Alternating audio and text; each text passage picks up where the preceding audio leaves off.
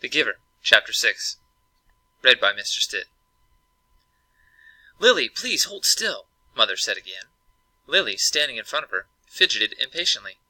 "I can tie them myself," she complained. "I always have." "I know that," Mother replied, straightening the hair ribbons in the little girl's braids. "But I also know that they constantly come loose the more often than not they're dangling down by your back by afternoon. Today, at least, we want them to be neatly tied and to stay neatly tied." "I don't like hair ribbons. I'm glad I only have to wear them one more year," Lily said irritably. "Next year I get my bicycle, too," she added more cheerfully. "There are good things each year," Jonas reminded her. "This year you get to start your volunteer hours, and remember last year, when you became a 7, you were so happy to get your front button jacket." The little girl nodded and looked down at herself, at the jacket with its row of large buttons that designated her as a 7.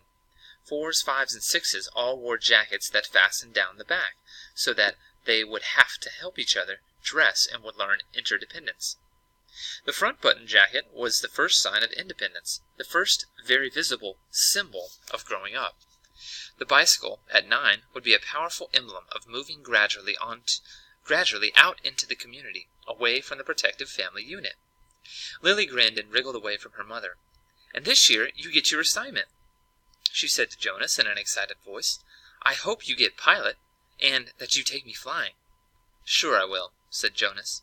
"And I'll get a special little parachute that just fits you, and I'll take you up, too. Oh, maybe 20,000 feet, and open the door, and—" "Jonas," Mother warned. "I was only joking," Jonas groaned.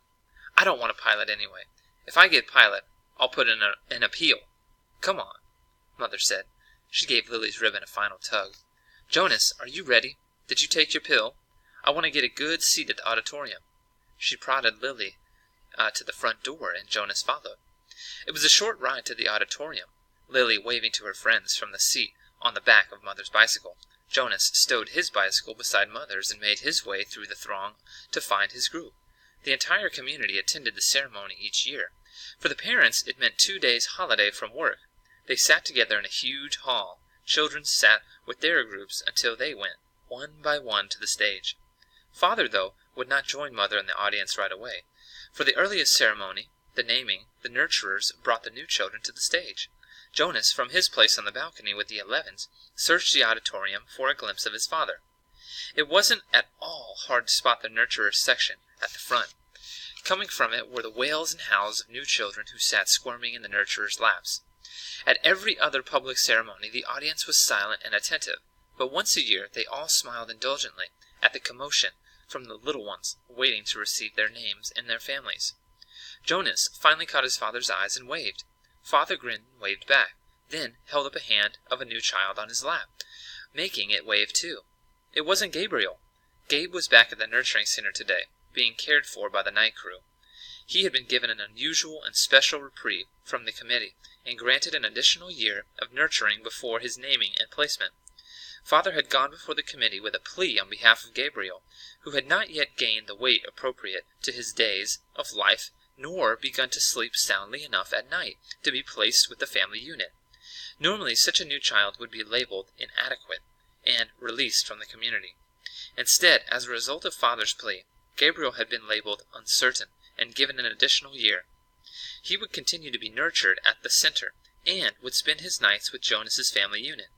Each family member, including Lily, had been required to sign a pledge, and they would not become attached to this little temporary guest, and that they would relinquish him without protest or appeal when he was assigned to his own family unit in the next year's ceremony. At least, Jonas thought, after Gabriel was placed next year, they would still see him often because he would be part of the community. If he was released, they would not see him again, ever. Those who were released, even as new children, were sent elsewhere and never returned to the community. Father had not had to release a single new child this year, so Gabriel would have represented a real failure and sadness. Even Jonas, though he didn't hover over the little one the way that Lily and his father did, was glad that Gabe had not been released. The first ceremony began right on time, and Jonas watched as one after another each new child was given a name and handed to the nurturer to its new family unit. For some, it was the first child, but Minnie came to the stage accompanied by another child, beaming with pride to receive a little brother or sister, the way Jonas had when he was about to be 5. Asher poked Jonas's arm. "Remember when you got Philippa?" he asked, with a loud whisper. Jonas nodded. It had only been last year. Asher's parents had waited quite a long time before applying for a second child. Maybe, Jonas suspected, they had been so exhausted by Asher's lively foolishness that they had needed a little time. 2 of their group, Fiona and another female named Thea, were missing temporarily, waiting with their parents to receive new children. But it was rare that there was such an age gap between children in a family unit. When her family ceremony was completed, Fiona took the seat that had been saved for her in the row ahead of Asher and Jonas. She turned to whisper to them, "He's cute, but I don't like his name very much." She made a face and giggled. Fiona's new brother had been named Bruno. It wasn't a great name, Jonas thought. Like Gabriel, for example. But it was okay. The audience applause, which was enthusiastic at each naming, rose in an exuberant swell when the parental unit, glowing with pride, took the male new child and heard him named Caleb. This new Caleb was a replacement child. The couple had lost their first Caleb, a cheerful little 4. Loss of a child was very, very rare. The community was extraordinarily safe, each citizen watchful and protective of the children. But somehow the first little Caleb had wandered away unnoticed and had fallen into the river. The entire community had performed the ceremony of loss together, murmuring the name Caleb throughout the entire day, less and less frequently, softer in volume as long as the somber day went on, so that the little 4 seemed to fade away gradually from everyone's consciousness.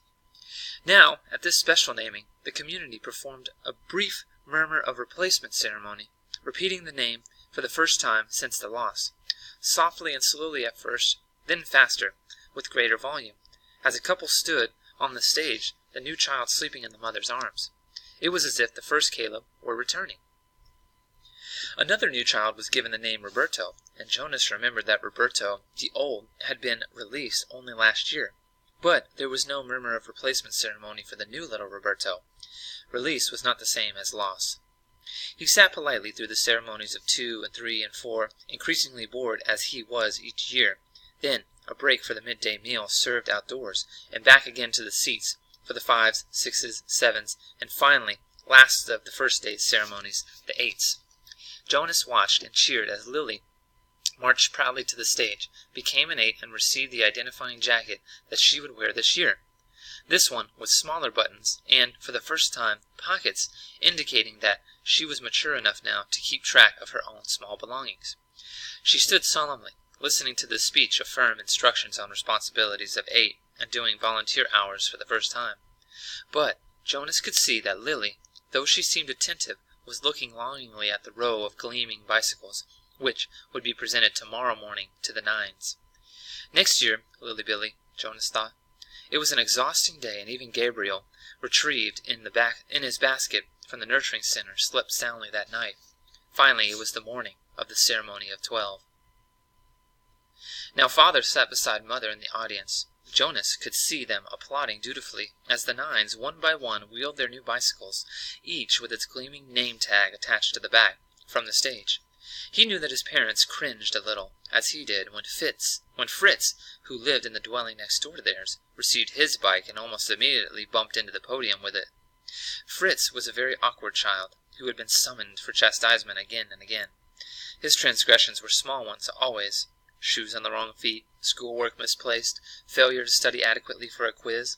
But each such error reflected negatively on his parents' guidance, and infringed on the community's sense of order and success.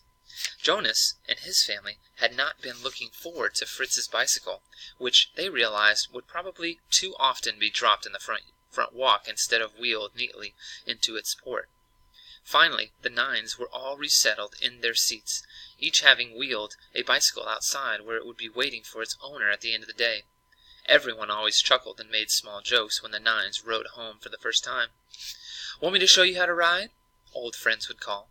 "I know you've never been on a bike before." But inevitably the grinning 9s, who in technical violation of the rule had been practicing secretly for weeks, would mount and ride off in perfect balance, training wheels never touching the ground. Then the 10s. Jonas never found the ceremony of 10 particularly interesting. only time-consuming as each child's hair was snipped neatly into its distinguishing cut. Females lost their braids at 10, and males too relinquished their long, childish hair, and took on a more manly, short style which exposed their ears. Laborers moved quickly to the stage with brooms and swept away the mounds of discarded hair. Jonas could see the parents of the new 10s stir and murmur, and he knew that this evening, in many dwellings, they would be snipping and straightening in hastily done haircuts, trimming them into a neater line. 11s, it seemed a short time ago that Jonas had undergone the ceremony of 11, but he remembered that it was not one of the more interesting ones. By 11, one was only waiting to be 12. It was simply a marking of time, with no meaningful changes. There was new clothing, different undergarments for females whose bodies were beginning to change, and longer trousers for the males, with a specifically shaped pocket for a small calculator that they would use this year in school. But those were simply presented in wrapped packages, without an accompanying speech. Break for midday meal. Jonas realized he was hungry. He and his groupmates congregated at the tables in the front of the auditorium and took their packaged food. Yesterday there had been merriment at lunch, a lot of teasing and energy. But today the group stood anxiously, separate from the other children. Jonas watched the new 9s gravitate towards their waiting bicycles, each one admiring his or her name tag. He saw 10s stroking their new shortened hair, and females shaking their heads to feel the unaccustomed lightness, without the heavy braids they had worn so long. "I heard about a guy who was absolutely certain he was going to be assigned engineer," Asher muttered as they ate. Instead they gave him sanitation laborer. He went out the next day, jumped into the river, swam across, and joined the next community he came to. Nobody ever saw him again. Jonas laughed. "Somebody made that story up, Ash," he said. "My father said he heard the story when he was a 12. But Asher wasn't assured. He was eyeing the river, where it was visible behind the auditorium. "I can't even swim very well," he said. "My swimming instructor said that I don't have the right boyishness, or something." "Buoyancy," Jonas corrected him. "Whatever, I don't have it. I sink."